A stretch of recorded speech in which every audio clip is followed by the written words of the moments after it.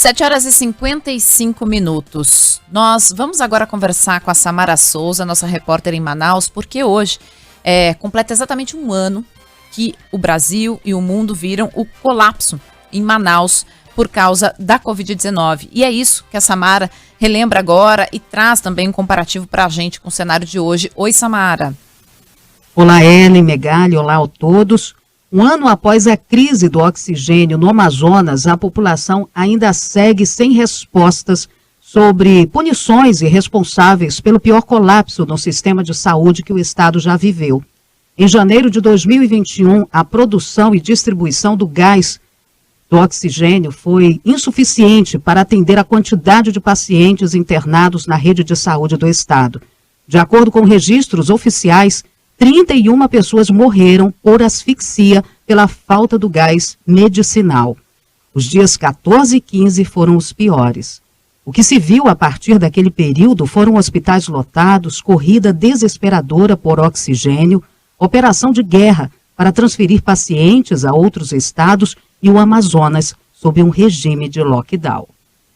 Aqui na Policlínica da Redenção, nós estamos sem oxigênio, todo mundo está sem oxigênio aqui, corre! Eu tô aqui desde 7 da manhã tentando conseguir um oxigênio pra minha avó, que tá zerada de oxigênio. Eu quiseram atender meu pai, ele fica agonizando, pedindo socorro e chamando um médico vir aqui para tentar ajudar, mas a mulher falou que não podia. Mais de 2.500 pessoas morreram por Covid somente em janeiro do ano passado. O epidemiologista da Fiocruz, Jessen Orellana, afirma que o cenário naquele mês foi resultado de uma série de decisões erradas das autoridades governamentais no final de 2020, como o afrouxamento das medidas de prevenção e a abertura do comércio. Sugerimos um lockdown ao prefeito de Manaus, mas ele foi praticamente negado em ato contínuo, não apenas pelo governador do estado do Amazonas, Wilson Lima, mas também pelo presidente da República, Bolsonaro, que se manifestou contrário ao lockdown em Manaus. Estávamos em plena retomada dos contágios, nós já estávamos na segunda onda de contágios e mortalidade por Covid-19.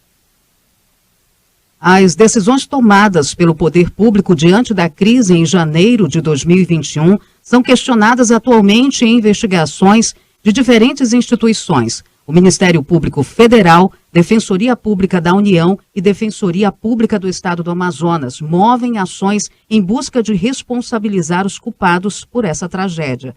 Além disso, a crise de oxigênio no Amazonas foi um dos principais temas apurados pela CPI da pandemia no Senado. Até agora, ninguém foi responsabilizado pelo caos que se instalou no estado. Quem sofre são aqueles que foram diretamente afetados pela crise humanitária. A professora Isis Tavares relembra que, por pouco, não teve a vida interrompida pela falta de oxigênio. Eu sei que eu estou viva porque minha filha comprou o cilindro de oxigênio um dia antes, né? E eu estou viva por isso. Um ano após a crise na saúde, o Amazonas vive uma explosão de casos e aumento de internações pelo coronavírus, além de confirmação de casos da variante Ômicron. O governo e a Prefeitura de Manaus buscam atualmente intensificar a cobertura vacinal da população.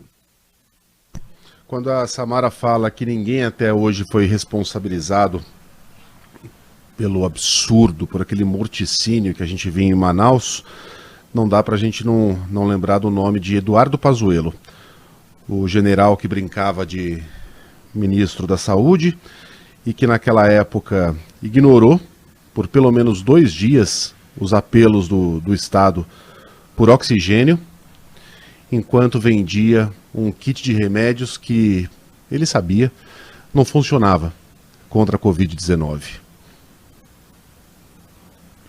E escolheu exatamente Manaus, por uma macabra coincidência, para lançar um aplicativo em que o governo recomendava, depois ele foi dizer que aquilo foi um engano coisa nenhuma, teve evento de lançamento em Manaus, não era para estar no ar, como não?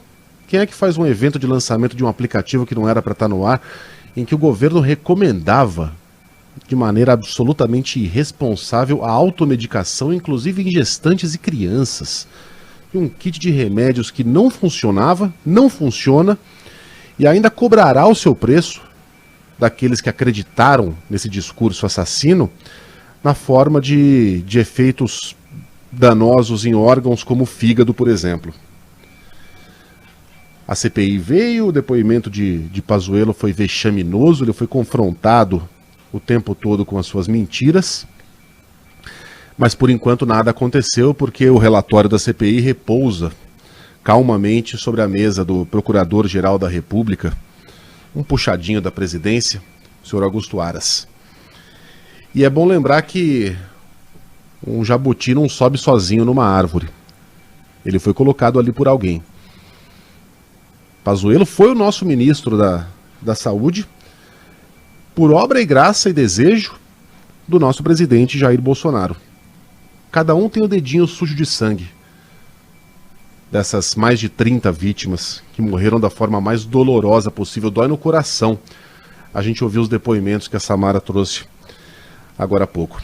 Ô Samara, e o pesadelo não acabou, né? Hoje a gente tem 1/8 das mortes que a gente tinha um ano atrás em Manaus, viva a vacinação, mas as crises vão se sucedendo. Primeiro o colapso do oxigênio em Manaus, depois a gente teve a crise do kit intubação em São Paulo e agora a possibilidade de uma greve de profissionais de saúde, porque esses profissionais estão esgotados e simplesmente não aguentam mais trabalhar sem reforço, sem insumo e com uma cobrança desumana. Um ano depois, como é que está a situação agora em Manaus, Samara, e no Amazonas? Como é que está o índice de vacinação por aí? As pessoas têm procurado os postos? Bem, a grande diferença, um ano depois, é, sem dúvida nenhuma, a vacinação, Megali.